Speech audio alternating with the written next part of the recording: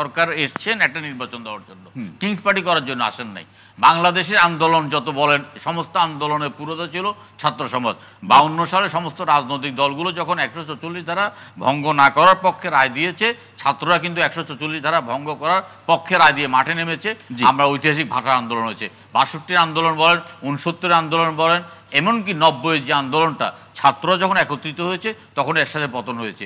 কোনো আন্দোলনের পরে কোনো ছাত্র সংগঠন বা ছাত্র সমাজ কিন্তু কোনো একটা কিংস পার্টি বলেন, কোনো রাজনৈতিক দল বলেন, সেটা গঠন করে নাই। আমাদের এখানে শুনতে তো খারাপ শোনা যায় ছাত্রদের রাজনৈতিক দল কি। আমরা ছোটবেলায় পড়ে আসি ছাত্রনং অধ্যং তপক।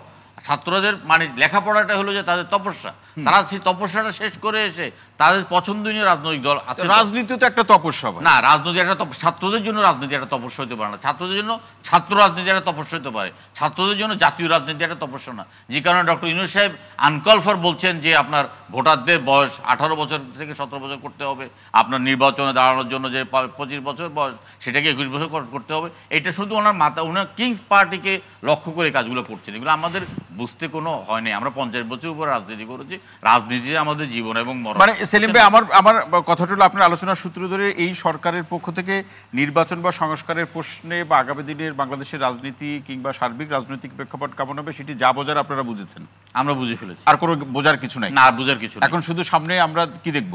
আমরা সামনে কিন্তু আপনার যদি সরকারের যদি সদিচ্ছা থাকে একটা নির্বাচনের জন্য, সরকার যদি এমসিকিউর মধ্যে আপনার রাজ্য রাজনৈতিক দলকে পাঠায় এত সংস্কারের প্রশ্নে টিক চিহ্ন দেওয়ার ব্যাপারে, সংস্কারটা করবে শুধুমাত্র নির্বাচনকে কেন্দ্র করে, যাতে নির্বাচনটা সুষ্ঠু হয়।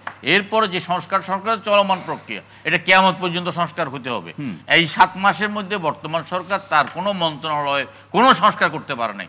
একজন উপদেষ্টা বলতে পারবেন না যে অর্থ উপদেষ্টা তিনি অর্থনৈতিকভাবে ব্যয়গুলোকে আপনার ওই যে কাজের বুয়াকে ঋণ দেওয়ার ব্যাপারে, চটপটিওয়ালাকে ঋণ দেওয়ার ব্যাপারে উনি একটা কঠোর অবস্থানে আছেন।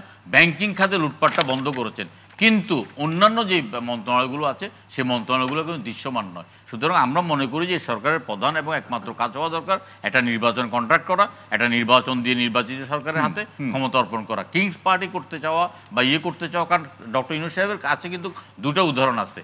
একটা আপনার বিচারপতি শাহাবুদ্দিন উদাহরণ আছে, একটা মঈনুদ্দিন ফখরুদ্দিনের উদাহরণ আছে।